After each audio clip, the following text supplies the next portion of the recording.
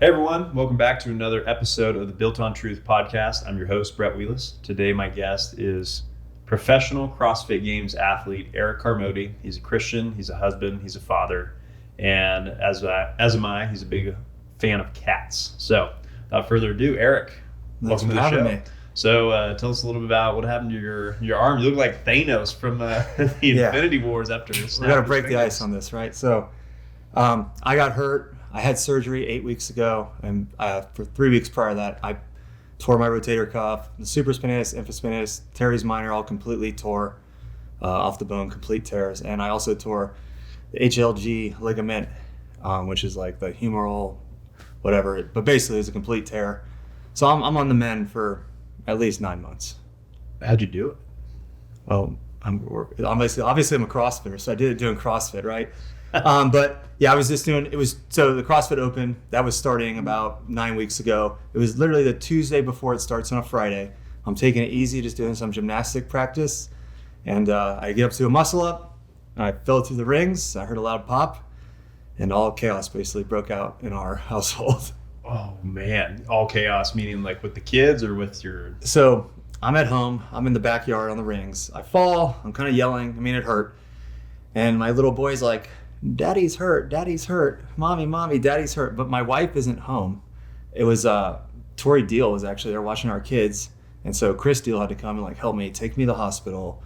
Were you able to get up? Like, what was the... I was on the ground for 30 minutes and I was kind of rolling around, like feeling my chest. And I originally thought this has got to be pec minor or bicep tendon. Mm-hmm. So like I'm sitting there and I go to bend my arm, and I was like, I'm gonna try to do a curl, and it just like falls on top of me, and I was like, what? Like I could bend it, but like it just fell, and then I kind of realized something's pretty bad. Man, so you couldn't get up off the ground? Yeah, it took me a long time. Once Chris got there, he kind of sat me up. We got my shirt off. He didn't want to get his like car dirty, so he made me change before we got into his car. He was like, hey, do you have a towel? I was like, I'll just change. We'll figure it out. But yeah, and then like I knew it was bad because then the next day I had nothing. I had no movement, and it was like not even really hurting. I just couldn't move my arm like external rotation at all. Was there pain? Was there lots of pain? No pain? There was pain at the time of the injury, and that's pretty common because the tendon's coming off the bone. But after that, it like felt okay, and I'd be like, oh, I'm gonna grab a pull-up bar, and like I just couldn't raise my arm anymore. Or like I'm gonna grab something off the counter. Or like a lot of times I go to throw my phone on the couch, and it would just drop straight down because I couldn't like throw it forward. Oh man. So that's as far as your career is concerned with CrossFit, this is, you haven't had call this a catastrophic injury like that. Yeah, so if you talk to people I train with, my friends, Eric's always hurt. My knees get achy. It's true. Yeah. I'm old. My back had a lot of spasms in 2023. In 2024, I had, sciatica, and it was bad. But it's stuff that will go away this once season ends. But yeah, this is like my first real deal surgery where I'm like out. Yeah. Like, and this was the year I was going to retire, and like I'm done with teams. I'm done like coming to the gym more than 3 times a week. Yeah. So how's that been as far as, with fitness being such a big part of your life, and now, because I know you saw the video the other day, you're able to do some single arm snatches. Love that. Yeah. So, it's hard to stop, right? I have a stationary bike at home. I have everything at home. A stationary bike, I have a treadmill, I have all the weights, I have a full rig. I probably started doing stuff a little too soon. Like, you read online and people are like, I couldn't even run for 6 months. But like after 5 days of surgery, I hopped on the stationary bike for an hour. I put a sling on, put like a towel over it, and wore like a jacket so I didn't sweat all over it. And I just went slow, and I kind of worked up from there. And the surgeon was like, are you doing anything? I was like, I'd like to ride the stationary bike. He's like, yeah, you can go for that. Just don't like get too crazy. And then after like maybe 3 weeks, I started doing like slow jogging. And then I started going to the gym doing single arm stuff. And then, you go to the gym, like in a normal gym, like a not CrossFit gym with their machines. Yeah, 24. What's your choice? Where can we find Eric Carmody? All right. So I have a pro tip for everyone. If your insurance will get you gym passes, you can have multiple gym passes. So I go to Crunch, Choose, and PF Fitness. And it's all like $15 a month through my health insurance. So you change it up, right? Because you don't want all the fans taking too many photos with you. It becomes an issue. Yeah. No, if I go there and I hit it up, and it's funny because everyone who's ever hurt their shoulder will come and be like, hey, is that a rotator cuff injury? Oh, yeah. Let me tell you how it went for me. And everyone's like, you're totally fine. Like, I'm already benching 80s. It's been 8 months. I was like, okay, good to hear. But I've had 3 people come up to me like in the last, 5 weeks probably, and want to tell me their story. So it's like, at first I was like, that's kind of cool. Then after that one, I'm like, is this going to be forever? Like, should I stop wearing this to the gym? I'm guessing they're older men too. Yeah, this is, I was the youngest guy the surgeon has ever worked on, because it is like, it's more of an overuse injury that happens later in life, like after 50. It's usually not like a traumatic acute event. Yeah. And I was not only I was like the youngest, and it was like the worst you'd ever seen. So, man, well, that's you're the top notch. Got to go all in, right? Yeah, nothing halfway. Okay, so tell us a little bit about what got you into CrossFit, how you got there, your journey. Yeah, so that's actually a pretty cool story, I guess. So 2010, I graduate school. I had played football all the way up till I graduated, pretty much. And so I was like training. I was a defensive lineman in college. I played at Jacksonville University. I got up to like 208 pounds. 280, and how tall are you, Eric? 5'11" and 3/4. 5'11", 280. Jackson, you said Jacksonville State? Jacksonville University. Jacksonville University, and you are D lineman.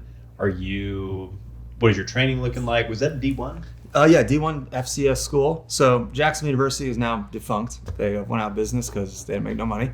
We were a non-scholarship school. So that means it's at the Pioneer Football League. That's like, you don't give athletic scholarships for that football league. Mm-hmm. So we all had like community service scholarships, basically.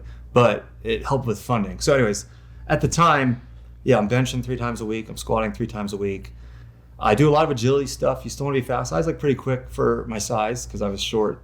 But I also would always love to run. So, but every lineman says this when they're in college. When I'm done, I'm going to have a 6-pack. I'm going to lose much weight. It's like everyone says it.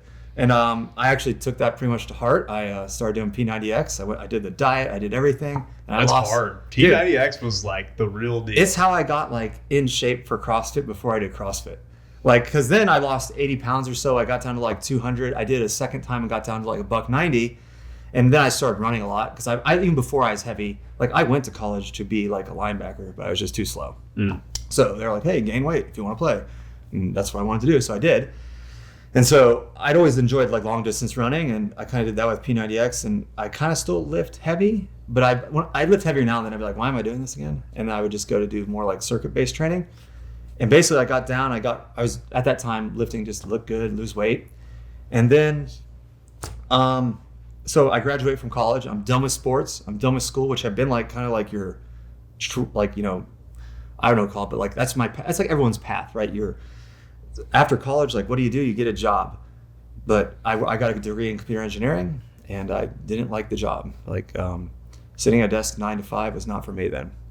So what happened was I quit my job, like just on a day. Like I went to my boss, and I had a great job. Coming out of school. And he was like, are you sure you want to quit? And I said, yeah. He's like, and I'd only been there like 3 months. And he said, you want to quit right now? And I started smiling. And he's like, you do? Okay, you can leave today. It's okay. And I did. And I went home and I bought a plane ticket to Costa Rica because I wanted to just go surf and skimboard. And I went. Did you know how to surf? Yeah, I'm from Florida, so okay. There are little waves there. I knew how to surf. And I skimboard a lot. Or I used to, anyways. And so I bought the ticket to San Jose. My mom informed me I bought it for San Jose, California. So we refunded online and got it to San Jose, Costa Rica. And then I was there with like the next day. I went and I bought like a one-way ticket and a bus ride to Panama. And I was going to be there for indefinitely was my plan. And after like 5 days, I started getting bored because like it was like the dead season. So I'm there, and I met these 2 guys who were Marines. They were officers, like on leave, on vacation or something. How'd you meet them? On the beach. They saw me working out. What were you doing? So I had like bands and stuff from P90X, and I was just doing push-ups, like band stuff, and pull-ups on this like soccer goalpost. And they go, hey, do you want to do this workout with us? It's called CrossFit. And we did this workout, and it was like we did seated press with the bands, and we would run like a 400 meter, like just whenever we decided to go run. And it was low intensity. It was easy, and it was not CrossFit actually. It was something else. But I thought, man, that was awesome. I really want to do CrossFit. I knew nothing about it. And I had like a little tiny laptop with me. I looked it up and I said, oh, there's a gym in West Palm Beach, Florida, where I lived at the time, where I'm from. So I basically bought a plane ticket home 3 days later. I'd only been there like 2 weeks. And I was like, I just needed something, obviously. And I started doing CrossFit like after that. So that's kind of how I got started. Okay. West Palm Beach, Florida. And so that's at what point, so you start out intro CrossFit career for those of the folks who don't know what CrossFit is. Give us an overview. Yeah. So difference between traditional training and CrossFit. Okay, so it's like, I think there's a lot of misconception about what CrossFit is, and I can use like what CrossFit says. It's like constantly very moving, high, high intensity, all that kind of stuff. But what it really is, it's a mixture of like cardio, weightlifting, and gymnastics. And there's a level for everyone to do it, whether you're like an elite Olympian, like a sprinter, there's an application for that guy, as well as there is for like my mom who's in her 60s. Like, and it varies by degree. It doesn't differ by need. So like, it doesn't matter if I used to, like, when I go home, I'll be like, Mom, we're gonna do a workout. Like, do you want to do it with me? And she'll just bike a little bit less, and she'll maybe do a few less reps, but we'll do the same workout essentially. So it's just kind of mixing those three modalities. Cool. Okay. And so you're going West Palm Beach. So you go back from Costa Rica, San Jose, Costa Rica. Yes. You rode on the best Panama. So you go back West Palm Beach. How's your like intro with CrossFit? So yeah, I went to CrossFit BGI in West Palm. It's not there anymore, unfortunately. Like it was 2010. It was a long time ago, and I actually had some great coaches there. Johnny McLaughlin, who's like seminar staff guy, he was there. I'm sure you know who he is.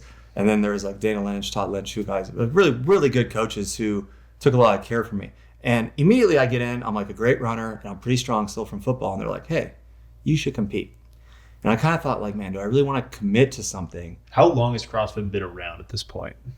I think like 8 years, like officially under the name, maybe. When did it? But competing had only been around since like 2007. Okay, so 2007 competing. But when did CrossFit really like hit the gas as far as becoming a household name? Because now in 2025, we're like, everyone in the world knows about CrossFit. So that was probably like 2012 is when it like went nuts. 2013. What made it go so bonkers? So obviously, like, it started picking up steam. You start hearing that word. I remember hearing about it in college and be like, what is that? Is it like P90X? That was like, people said, like, is it like this? Is it like that? And I think, in my opinion, as a CrossFit Games guy, is CrossFit was on like ESPN on a Sunday. I remember like in 2013, this was like my first year competing. I didn't make it to Games, and I was in Nashville visiting some friends, and we all put on the Games like on TV on a Sunday and like in the summer. And they were like, what is that? And it was like the peak interest, I think, started generating around that time. It was new. People kind of heard about it, and there was a lot of curiosity. And then it was like in your face on TV. And then gyms were just coming everywhere. Right. Yeah, the gym expansion. Because, I mean, one thing about lots of folks have lots of different things to say about CrossFit, but one thing that is undeniable is it brought weightlifting, traditional weightlifting, back from the dead. Yeah, no. And I think, too, it's like, I have friends, like, it's like, who will say, oh, CrossFit is junk. They'll say it's about accumulating junk volume. And I'm like, maybe it is for like an elite guy like me, and I got to get ready to do like 6 workouts in 3 days. They're going to tear me up. But you started squatting in a CrossFit gym that I brought you to. Like, what are you talking about? I showed you how to squat. I showed you how to deadlift. It's not like junk volume. Like, you do powerlifting now because I brought you to a CrossFit gym. And I remember like, so going back to like that story, I started CrossFit in 2010. I kind of like wanted to compete. I kind of did. I wasn't doing it right because I wasn't all the way in. And I said, I'm not doing this. I'm done. And I moved to Alabama at the time, where I went to a different gym. This is after the West Palm Beach experience. Yeah. So 2011, I ended up moving to Alabama. I wasn't happy living at home. I didn't have a job. I didn't want to have a job. So I said, I'm going to get a job somewhere else, and I'm going to live with some friends. And there I went to another gym as well, CrossFit Impulse. That's still there and has like an awesome community still. And I was hesitant to compete at the time. So I'd go to like a normal gym on the side, but there was no like weights you could drop in a normal gym. There'd be one squat rack. There'd be no kettlebells, no like functional stuff. There'd have like a lot of machines, a ton of treadmills, and one squat rack and like a few benches, right? Now you go to a gym and they're going to have like bumper plates. They're going to have rows of squat racks, rows of deadlift platforms. And it's not like CrossFit. I would credit CrossFit for like making that mainstream again, like that free weight, going heavy is good for you. It's not like a dangerous thing. I could agree. I would absolutely agree. I think there was a transition 80s, 90s, 2000s to machines, and the whole, like, every single inch of gym space had machines there, and there was all sorts of contraptions and things like that. And then what CrossFit has done, I'm going to jump on this as a professional trainer because I hear it all the time, and people ask, oh, what's your opinion about CrossFit? The nuts and bolts, the basic program of CrossFit is incredible. when you look at that basic programming, you have the compound lifting, the Metcon, and where it's CrossFit has now become a sport, which people compete in sports. And like if you're a pitcher and you play baseball and you're throwing a baseball and you hurt your elbow or you hurt your shoulder, guess what? That's how it goes, you know? And with CrossFit being a sport now, it's like, it is your sport, you compete. And you're going to get hurt doing sports, training, things like that just happens. But if you look at it just as purely from a functional standpoint with training to get stronger and to live well, if you don't go super nuts and super overboard and take it to the extreme, it's a great vessel. Yeah, I think when you go to like your local affiliate, that's what you see. Is you see like really intelligent programming. You have a coach looking at you for like a good amount of your lifts, and you're being forced to do things like you don't want. Like no one wants to run, but you're going to run if you do CrossFit. They're going to sneak it in one way or another. That's right. And I think too is the truth of the matter is, when it comes to competing, more is probably the answer. There's no secret program where like, oh, I did like 60% what everyone else did and I was better. You have to go heavy. You have to go heavy, hard, all the time. Like there was no secret for me. Like the years I was really good, I just held it together. Like my body held together, and I was killing myself twice a day, 5 days a week, like easy. So tell us a little bit about competing. CrossFit Games athlete. There's an important differentiation. What is it? CrossFit professional athlete? Okay. CrossFit athlete? CrossFit Games athlete. So Brett wanted to call me a professional CrossFitter. I never made enough money to make it a profession, okay? But I did make it to the CrossFit Games a few times as an individual as well as on a team. What that means is I went to the highest level, like world championships, essentially, to compete. I did it once in 2014 out of a gym in Asia. I was the fittest in Asia for a few years. That was a little less competitive in the States. I moved to the States and re-qualified for the games in 2019. When I moved to San Diego, where we live now, right? And I was training at CrossFit Invictus, which is probably one of the top 3 competitive gyms in the whole world. So I had that benefit of being there and just being pushed by a community of people who all wanted to push. At the time, there was probably 10 CrossFit Games athletes in training every day, which is probably happens at San Diego and in Cookeville, Tennessee at CrossFit Mayhem. That's the only 2 places you can really get that.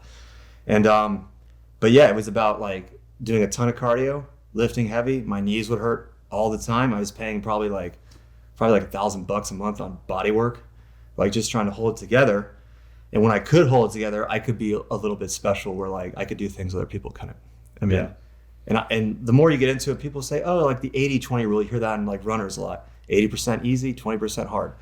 And people have this new assumption nowadays I see online, oh, CrossFit Games athletes, they do a ton of zone 2 training on the bike.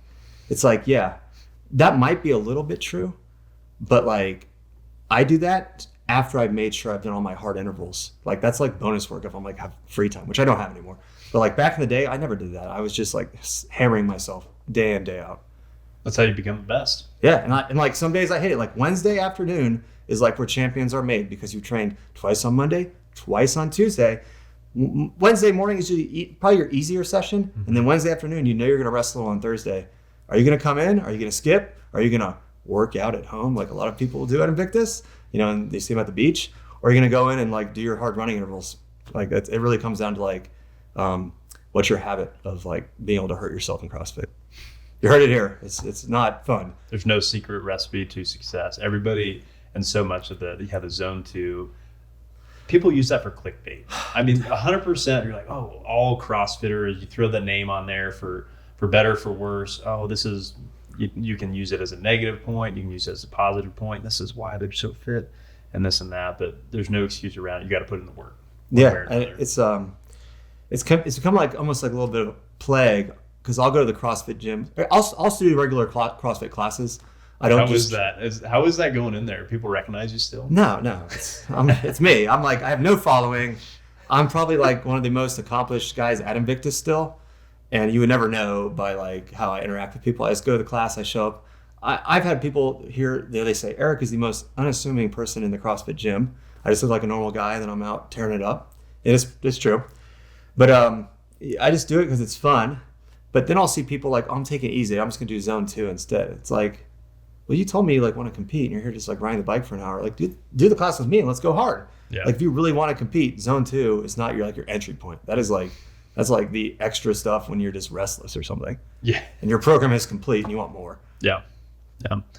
I remember before we met, hearing about you from another guy who's a really strong CrossFit world, a heavy barbell guy. And I was like, hey, do you know Eric? He's like, oh yeah. He's like, that guy. He's like, I'm strong, but that guy is like really strong. And he told me about a time where you were, your super secret power is the overhead press, right? Tell me a little bit about that. What's your numbers with it? Yeah. So the more you do CrossFit, and like you're always getting like data points from yourself and from your competitors. And so my best press is 255, like standing overhead. strict press. Yeah. Strict press. No legs, no nothing like that. That's wild. I can't tell you why. Like a good CrossFit athlete probably does like 225, like a games level guy. But it's just one of those things I've always been good at. Like no idea why. And I'm talking like there'll be guys who like do like a jerk. They do like 40 pounds more. They'll hit 400. My best is 365, and I'm pressing 50 pounds more than them. So it's more like a little trick. That, and I can do like really good like double overhand no hook grip deadlifts. I can do like a lot more than people on that for some reason. Like I can't tell you why. The nuance of professional athletes. So going back, you said fittest in Asia. So tell me a little bit about, because we're right now trying to stick with the timeline. Yeah. Jacksonville University's finest D lineman. You go go to Costa Rica, and you come back to West Palm Beach in Florida, and they're telling you, good coaches, they're telling you, hey, you got something here. You're going heavy, you're strong, you're a good enough runner. At what point are you going competing, going to Korea? Tell me about that timeline. Yeah, so we kind of progressed that story. I moved to Alabama. I'm still trying to find a job I work that I like. I probably worked at 6 places over the 2 years I was there. I joined the National Guard, thinking like if I like it, I'll go full time. Didn't like that either. So there's a commitment you can't really get out of. You might want to cut that out, but I did not like it. I'm not hiding that to anyone ever. Don't worry. Yeah, I wasn't a really fan of that. And then I decided when I was in basic training, OSUT, they called it back then, one station unit training, when I'm done with this, I'm going to get out and I'm going to train to go to the CrossFit Games, because it was all I had left, I guess. But so I was in there and I started practicing stuff like handstand push-ups. If we had PT at 5, I just get up at 4:15 and I start doing CrossFit stuff in the morning, because the PT was kind of easy, at basic. And so I get back, I moved to Florida. I call my buddy up who I was like, hey, I'm leaving Alabama, who I lived with. And I said, hey, I'm back. He's like, what do you mean you're back? Yeah, I'm not going full time. I'm going to move back in with you if that's okay. So he's like, cool. I packed all my stuff up. I drove up, and I did start another job because I needed money. When I say I need money, I lived in Alabama in 2013. I paid $240 a month for rent or something, for a room. So I needed money, but I was too scared to start coaching full time, because I thought will I be able to afford this? Not knowing, I was young. So I eventually quit the job after 3 months doing software stuff again, started coaching at CrossFit Impulse, and they put me through an excellent internship. So I had my level 1, I was under this internship program, and I started coaching a lot of classes there. And that's kind of how a lot of people did it back then. You would coach and compete because you're at the gym. It just kind of was a natural progression. And from there, I started working with a coach, this guy, Jeff Barnett, who was the head of that gym. He put a lot of time into me. And he would just write stuff, and I'm hard to coach. I'm hard to coach. I fight back against everything. I don't know why I'm like that, but I am. But he put up with me for about 18 months. And that first year, my goal was just to get to the regional event. So the CrossFit Open happens. That's 5 weeks. That's all in your gym. You can record it, submit it. And from there, you go to the regional event. If you're the top 48 or something at the time, might have been 40. So I made that, and I got 20th in the world. I got 5th in the region. And I was okay, so we know we're on to something. Go to the regional, and it's a whole nother beast. The tests are harder, they're more complex, and I ended up getting 12th or 10th, which is respectable in hindsight. The tests meaning the workouts. Yeah, so the 7 workouts at regionals, they're just a little more advanced than they were at the ones you do in your gym. And what does that look like in advanced? Okay, so I'll give you an example. We do an open workout in-house. The heaviest weight of the whole 5 weeks could be 225, and that could be deadlifts. It could be. Then you go to the regional, and there might be a 405 deadlift. There's gonna be a lot of muscle ups. There's gonna be handstand walking. There's gonna be handstand push-ups. Stuff you're not really gonna see in the open in a high volume. It might be written into a workout that only the best of the best get to that. Whereas the regional, it may just start with that. And so very quickly you will separate, the cream from the milk or whatever, the wheat from the chaff. And so I got 10th. And at the time, I was pissed. I was like so pissed, ready to go back to training because I thought I was going to go there and qualify for the games. I was like really mad. My coach was like trying to console me, and I was just not having it for probably 2 weeks. So immediately get back to Alabama, take no time off, and I'm like training hard, like I'm going to work all my weaknesses. I'm going to lose weight because the gymnastics killed me. I was probably like 225. I was the heaviest guy, the fattest guy by a long shot. So I started getting my diet in check. I started working on my weaknesses. And that's a big thing you hear a CrossFitter talk about who's competitive is work on your weaknesses. Because in CrossFit, you're only going to go as far as your weaknesses will allow you. So it doesn't matter how strong I was. Because I would say back in the day, I was probably the strongest guy in the field. I've always been naturally strong, but it didn't matter when my handstand push-ups were bad because I'm heavy or my muscle-ups were poor or whatever. So that kind of led into training a lot. And then I wanted to travel also, but I wanted to do it through CrossFit. So I started applying to jobs I heard about. And one of them was in Colombia, in Barranquilla, some city in Colombia that was an industrial city.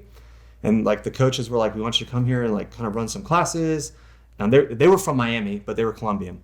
So it sounded legit. And they said the only downside is no one's going to ever speak English in this town. And Barranquilla is the hottest place in the whole country of Colombia because it's in a valley. So I was ready temperature to, hot. 90 degrees with they said 80 humidity at 6 a.m. And it was going to be a cool gig. They're like, we're going to pay for your housing. We're going to give you plenty of money. You're going to have a person who's going to cook your food, clean the house. Don't worry about it. And I was like, that sounds cool. And I was ready to say yes. And then when I was in Alabama, Huntsville, Alabama is a military town. So we knew someone at Huntsville, at CrossFit Impulse in Huntsville, who knew someone, her friend's husband was in Korea. And he was like, hey, this gym in Korea is looking for coaches. And I thought that sounds a lot cooler than Colombia. Sounds a lot cooler temperature-wise? Yeah, well, that too. I thought Asia's a different planet, right? I've been to Latin America and stuff, but Korea, that sounds pretty cool. And so basically, I got my my application to them ASAP. They called me the next day, and the guy was like, "We'll be in contact with you. When's the soonest you could be here?" I was like, "I don't know, 2 weeks, 10 days."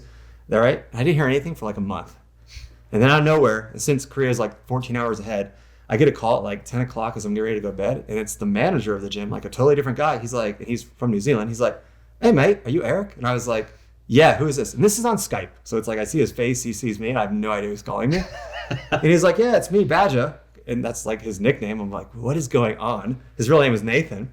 And he's like, yeah, we want to have you come aboard. When's the soonest you can be here? I was like, when do you want me there? He's like, could you do 10 days like you said? I was like, yeah, for sure. So what happened with the Columbia guys at this time? Because I imagine they were wanting you. So they had never made an offer, and I just emailed them and said, hey, I'm going somewhere else. They're like, oh, they were said, man, we're really disappointed. You were one of the guys that really wanted to do this.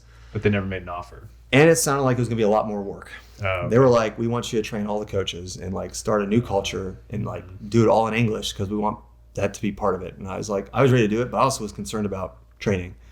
But Korea was, when I talked to Badger, he acted really stern over this phone call because it's hard to interview someone on a phone call and have them come over.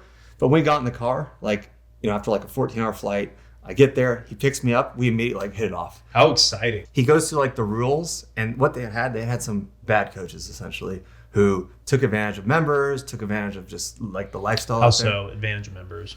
In the fitness community, sometimes coaches get intimate with their clients. I was going to say, I feel like that's a common. I was having a conversation with a gal from Asia, and she was telling me that's a prominent thing with trainers in the fitness industry and the intimacy. Let's talk about being an expat. It's weird. A what? An expat, so an expatriate. So I moved from America, and I'm working somewhere like Korea. Yeah. You got to be a little crazy to leave your country to go to another country where you don't speak the language, right? And you kind of get in a community with all these other people who are a little weird. And now, you're one of them or you're not. You're not part of it if you're this is weird. So immediately I get there, this is weird. And I tell Badger, this is a little weird here. And he's like, it is weird. And it's good you noticed it's weird because that means you're exempt from it, hopefully. But yeah, they had a lot of coaches where they'd be having sex with multiple members or whatever. And the girls would come in and yell at the coach while he was doing a class. So Badger's number one rule in the car after he realized we get along, and it's a 2-hour drive from the airport, he says, no bonking members. I said, okay. He's like, That's it? I live my life. And I was like, but he goes like, and he's like from New Zealand. So it's, hey, no Bonking members or whatever. And I was like, okay. And he's like, that's it. I'm like, is that like an issue?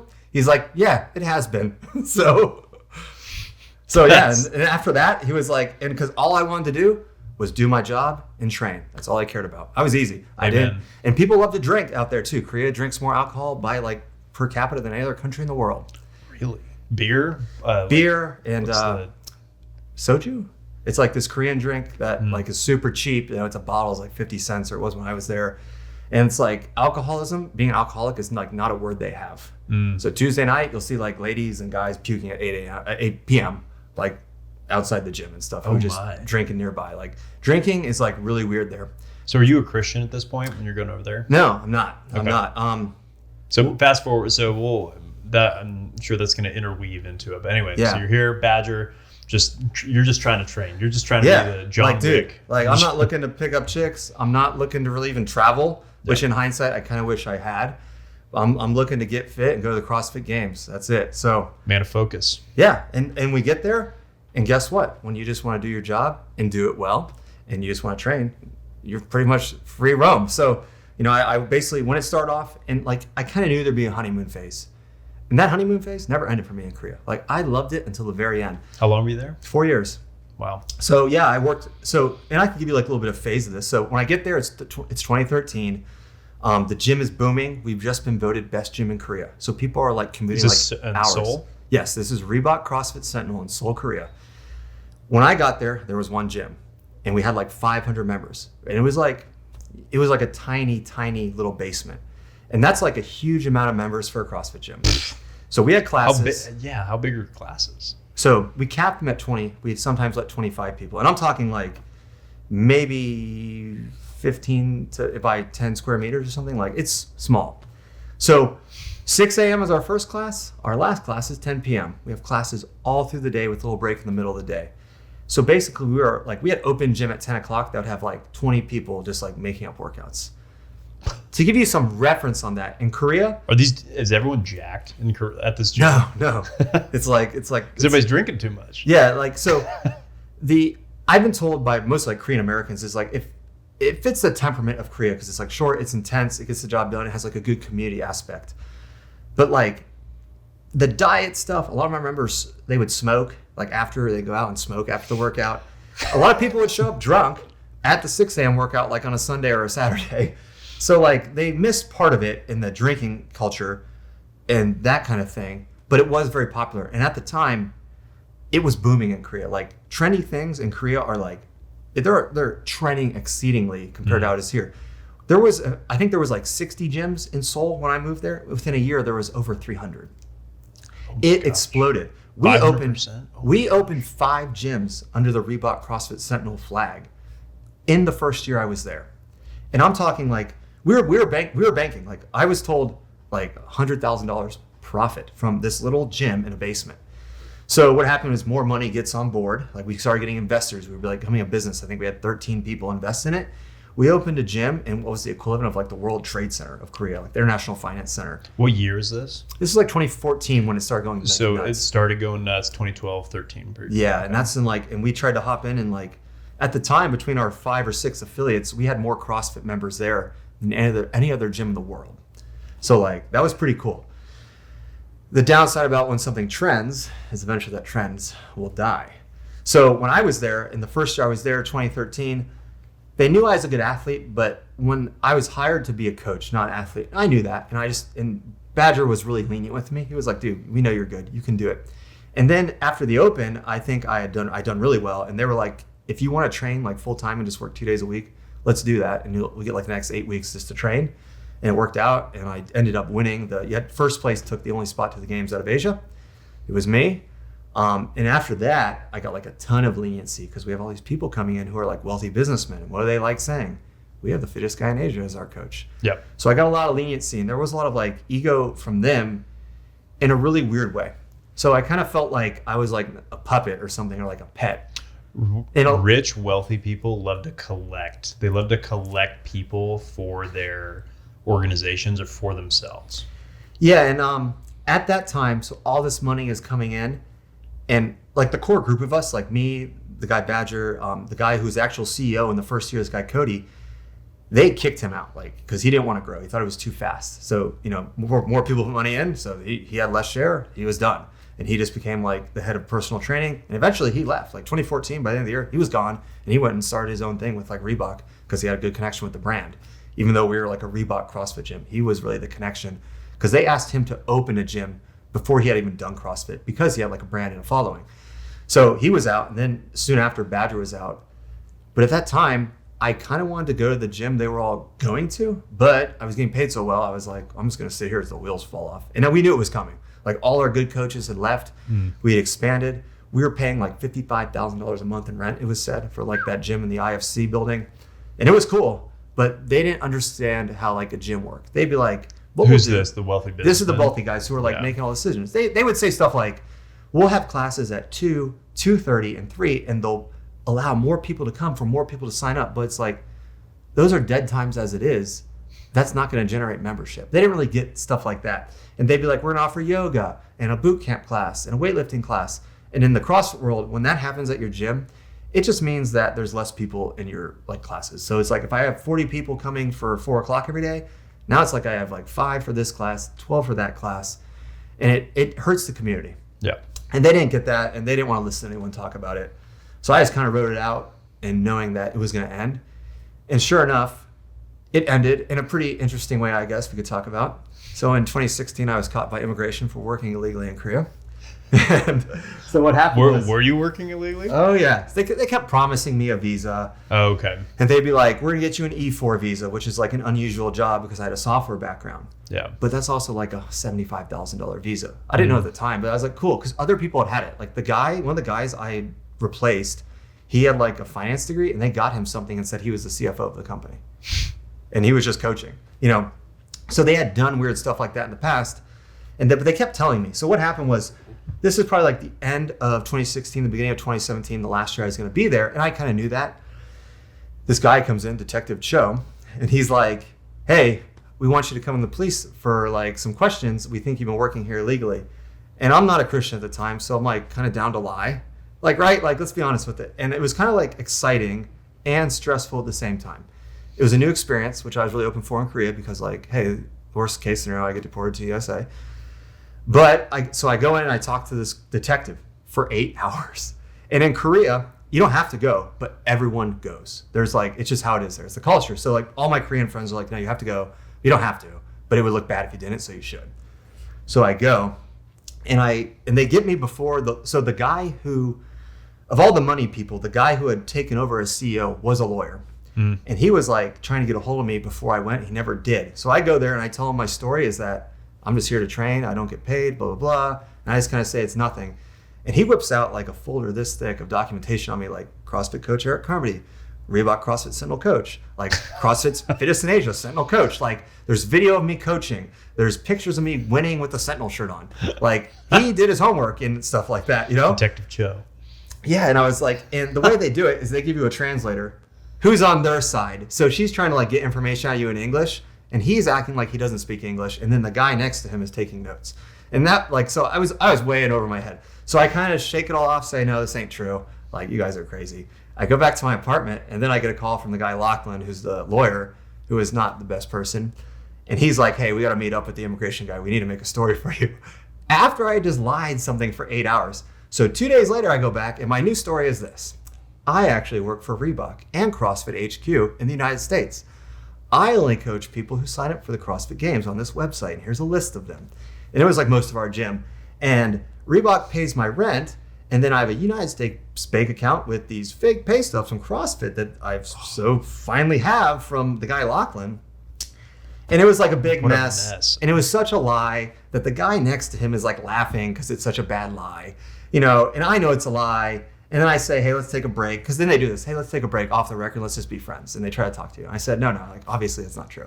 But then the translator lady is like, and I had to get a new one because the first one was like annoying me. And she's like, listen, it's obvious you're lying. I'm like, yeah, it's obvious I'm lying. This is stupid. And she's like, what's the deal? I'm like, I'm leaving the end of July. And I just want to be able to stay here for the next 5 months. That's it. And she's like, that's fine. This isn't about you. This is about Lachlan Winter, your boss. Because he got a complaint from one of our other coaches that he didn't get his last 2 months of pay or something crazy like that. And so I was like, really? And she's like, yeah, this has nothing to do with you. He's going to give you a letter today saying, since your job is so unique, there's no visa for it. It's not a big deal. And so I said, all right, let's do it. And I like gave them all the dirt. At the time, they owed me $7,000. Like they just kept back paying me and like, oh, we'll get you next month, because the gym was going bankrupt. They started doing dirty stuff. Like, I don't want to like badmouth them, but they might deserve it a little bit. But like they took like an investor on, and this was like one of my favorite clients. It was like his buddy he brought in to invest $2 million. It went right to debt, telling him it was for expansion and stuff. It was crazy. Like the gym was going down. It was going down fast. And there's all these weird laws in Korea where like if you rent a space for 5 years, we're not going to charge you for the first 2. So they're making tons of money, not having to pay rent until it comes in. There's all these laws like that. And then when it actually came time, the money just wasn't what they had thought. Yeah. The little gym that I worked at, it's still there under a different name. It's still going strong like 15 years later. All the ones we opened, they've been long gone because they were just way too nice. Yeah. So at that point, it was kind of like a relief to be done, because I was like, hey, I can't work here anymore. Like they know, and I just don't want to do it anymore. It was too stressful. I eventually got my money from him, and it was like I had to like really hassle him with that money. Not that I really cared. I was getting they did pay my rent. The principle of it. Yeah, like I would have liked that money, and I was making plenty of money. They paid my rent. They helped me get a cleaner. It wasn't like I was hurting for money, but it was weird that like, because in Korea, if they don't pay you, you just simply go to like this like labor office, and they will sue the company for you and get your pay. And if they can't produce the money from their bank accounts, they'll just go to that company and start selling stuff of theirs. It's like crazy. They start putting these red tags on them, and they'll sell them, and you'll get your money. So all the Korean people were doing that, like my coworkers who had citizenship, where I was like being abused as being a foreign worker. But in my head, I was like, well, I make like 3 times as much as them. It's okay. So I understood the arrangement we had, and I was okay with it. And they ended up giving me what I was owed. But once I was done with that, I went to the other gym with like all my friends. It was like that last 5 months where I didn't work. I just did like 5 hours of personal training a week. It was awesome. Yeah, that's great. Because they still, and like the guy, I stayed in someone's apartment. Like the guy Lachlan, he was like, oh, just stay in one of my buildings I own. So I was staying there till the end. It was awesome. Like I never paid rent or anything. So it wasn't like I was in a stressed lifestyle. It was just weird how it was all kind of coming together. It was stressful at the time, but I wasn't like dying. What a mess. So you came back to America, CrossFit Games. You won a few events. Yeah, so then I was like, it's time to get back here. And so what happened was I came to San Diego basically to train at CrossFit Invictus, and I kind of had like a tie to this guy Tino, Coach Tino, and I'd worked with him a little bit in 2015, and basically I decided I wanted to go out here and train, and I didn't really tell a lot of people, and then I was just here, and that's how it kind of went. And I did work a little bit coaching, but it's expensive here, so that's how I kind of ended up having to go back to a desk job. Yeah, truly. And so, man, what a story. What a whirlwind. Yeah. And then wow. And so at what point did you become a Christian in all this? Yeah, so that's a great question. So I get here in 2017. I'm not a Christian. And I was just living in the world, doing what the world says is right at the time. And I kind of thought I was a Christian maybe, like, because I grew up and like went to church. And I thought like, yeah, I believe in Jesus, but knowing being like a disciple versus just believing and wanting what God has to offer you is like worlds apart once you kind of realize what that means. And then, so 2018 rolls around, and I'm working, still training, and I met this guy named Andy Manzo, and he's actually a pastor. He works for, I think, Valor, and they're just they're a Christian organization that goes on like campuses with ROTC, and they do ministry to ROTC cadets. And he approached me. I was like his coach at a gym. He's like, hey, we kind of talked back and forth. And I thought he was like in medical for some reason. I was like, yeah, I'm kind of like thinking about like going to church or something. I don't know. He's, oh, why don't we just sit down and read the book of John? And I was like, who is this guy? And that was like 2018. And then we started meeting like once or twice a week, just going through John. And I'll say I read the Bible a lot before I was a believer. I just like to read. I like to like know things. I like to like kind of think things out. And I remember the first prayer he ever said. He said, Lord, let this be like a spiritual pursuit and not an intellectual pursuit.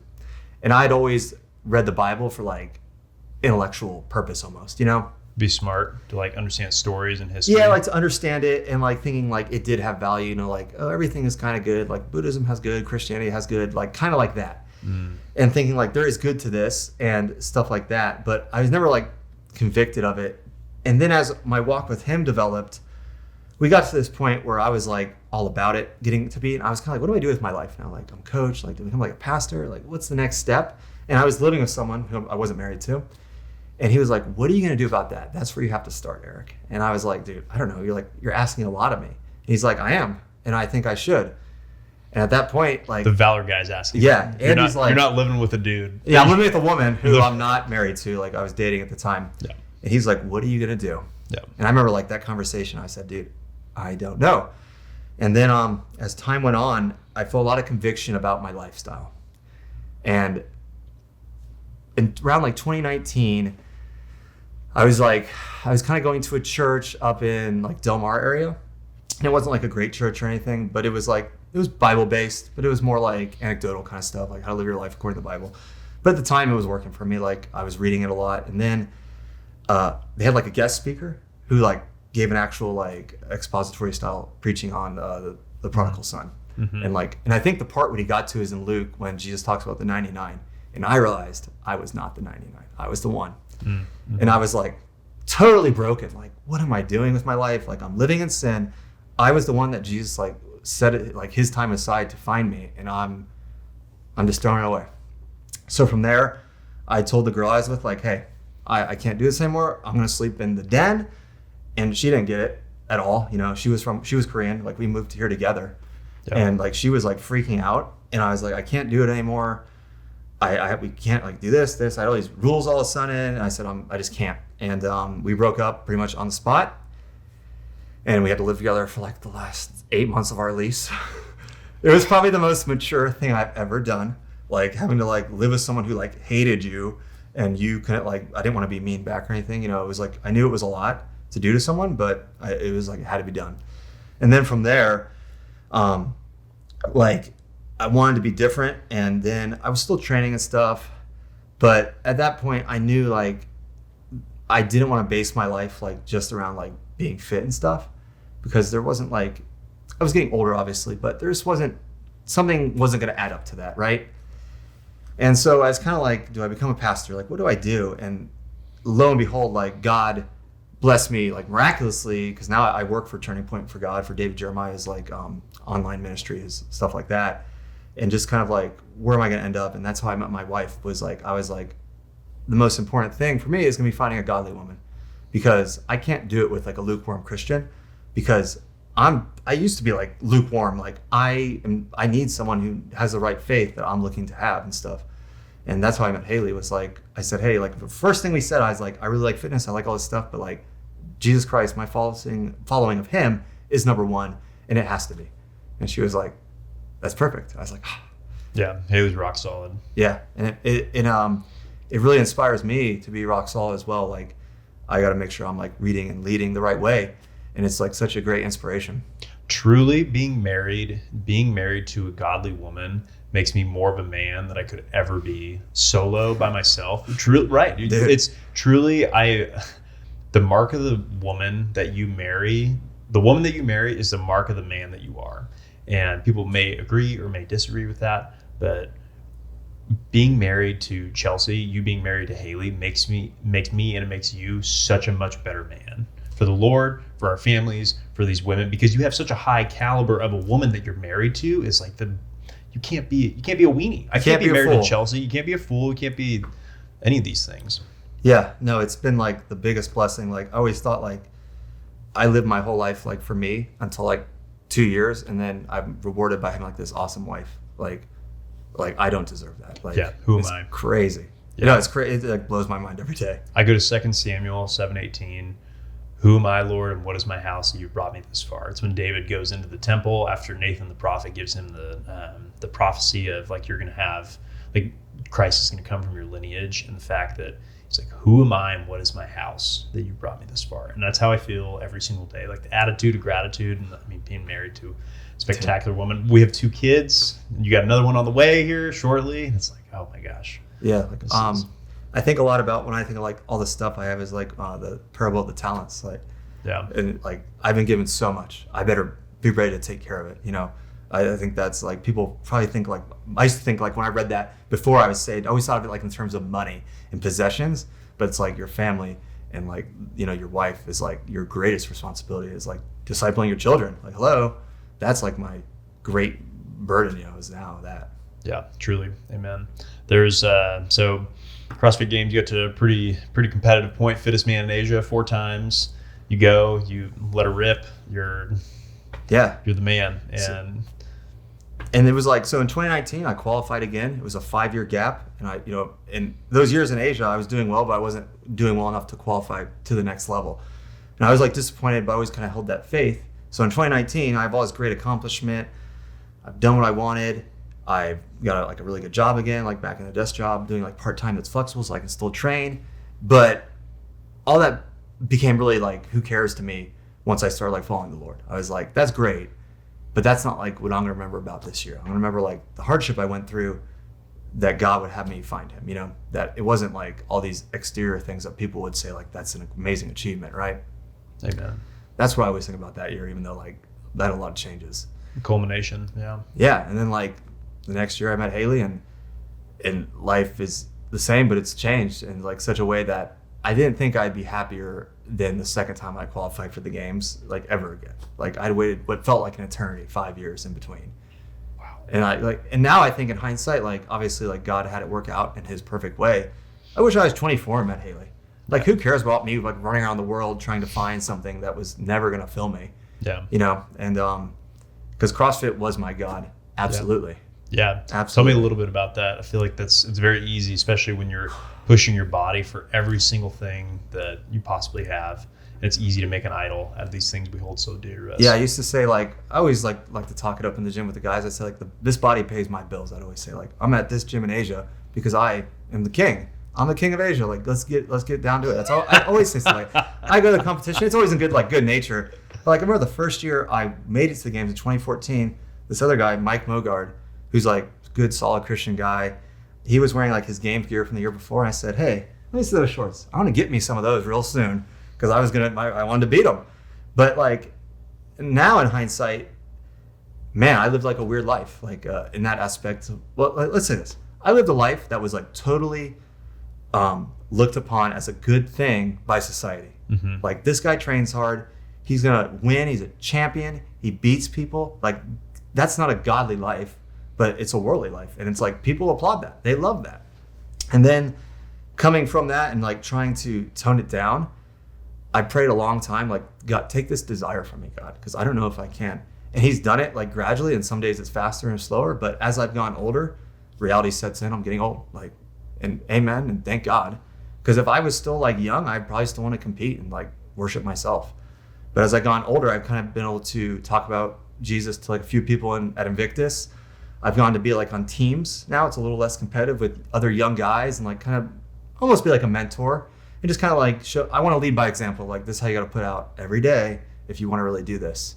So that's been like the last few years since 2021 of like talking to people. So like one guy I want to talk about is Jorge Fernandez. Oh, he was your teammate, right? Yeah, 21. Yeah. He had to come to the gym. In like I remember watching you on TV. We were up at a cabin and we turned it on. Watch you guys compete. Yeah. You had the worm, the yes. big long thing. So yeah, in like 21, I thought I could still fire it up, and I hurt my shoulder a little bit, and I decided I'm gonna go team. I kind of realized I was getting old, and it's a lot of ego in CrossFit. It's really petty and like, oh, I'm too good for this or I'm too good for that. But I liked Jorge, and that made it easy on that aspect of wanting to work with him. And we'd always like pray before events. And I thought like, oh, maybe he's a Christian. And so we'd talk like lightly on it, and he was like Catholic. And so it's hard to witness to someone like you're competing with a little bit. And it is a lot of ego driven. So I was just praying for him a lot. And he actually ended up going to Tennessee maybe like 2 years ago. And I was like, go to Tennessee, go to CrossFit Man, where there's like Rich Froning, who's like an outspoken Christian. I was like, just go to church with him, like see what it's about. I know you go to church sometimes here, but just go and see what it's about.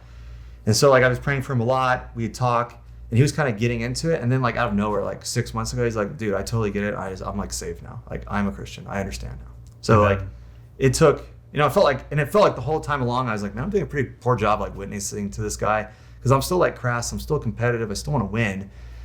But luckily, I'm not in charge about that. That's God's will. Like, and thank God for that, because I was inadequate for the task I always felt.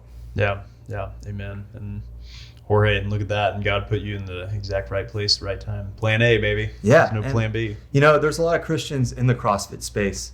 Yeah. Like out in Tennessee, you know, it's like there's CrossFit Mayhem, and like their motto is like faith, family, fitness, and service.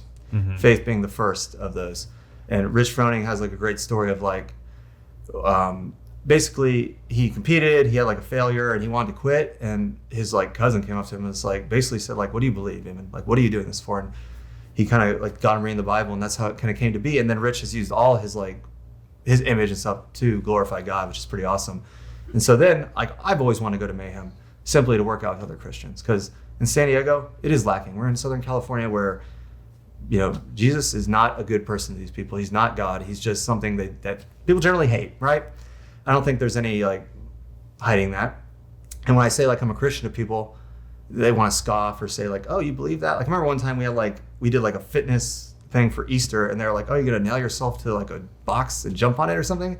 And I was like, why don't you just do the workout list and like see what we're gonna read after? You know, like how do you respond to that? But there's like, you know, it's just, that's how it is here. But when Jorge moved there, I was like, just go to the church with them and like see what it's about, you know. Yeah, truly.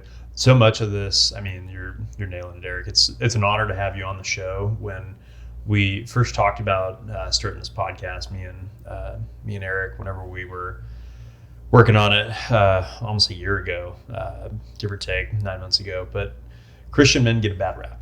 Everybody, I mean, people think media, Hollywood displays Christians as wimps, and they're like, oh, there's these wimpy beta male soft guys, and inevitably that is a stereotype, and there is a population for that. But in my experience, some of the strongest, most prolific, successful, and not because of their own abilities, are strong, theologically focused Christian men. And I mean, look at yourself that's some of the best men I've ever known in my life. And so that's, I mean, with Built on Truth, it's fantastic having you on, because truly that's exactly where you're the man building the life on truth. So there was one person you wanted to shout out. Who was it? Oh, we're talking about Grant Hooper. Grant Hooper. Oh, that guy, the keeping it real CrossFit guy. Former Barabite. Oh, you know, that guy hates high rocks. Hates it. Oh yeah, if you've seen the videos, he's not a fan. He is, no, absolutely not. Apparently, if I do one, it's going to change me forever for bad. That's you know, that's another a good example of like a Christian in the CrossFit scene. Is Grant has like this very new media, like social media accounts that are really taking off. And when I met him, it was probably like right as he was about to leave here. And he was kind of getting into CrossFit, and he would like ask me all these questions, like, "What do you do for this? What do you do for that?" Yeah. And I was like, well, come to my house and let's do a workout. And we did something, you know, he got like totally slaughtered. Let's be honest, Grant, you're getting crushed. But I don't doubt that. But yeah, then from there, he's like really taken into it. And he's like in this world out there where he's talking to like non-Christians and he's trying to like witness. And I think that's really cool, because it really puts his channel is going to be labeled as something that people aren't going to like, but he doesn't care. Yeah. Amen. And that's our cross to bear, so to speak. But yeah, God knows. And so, well, Eric, it's been awesome having you on, man. It's a privilege. Sweet. Awesome. Thank you. Yeah. All right.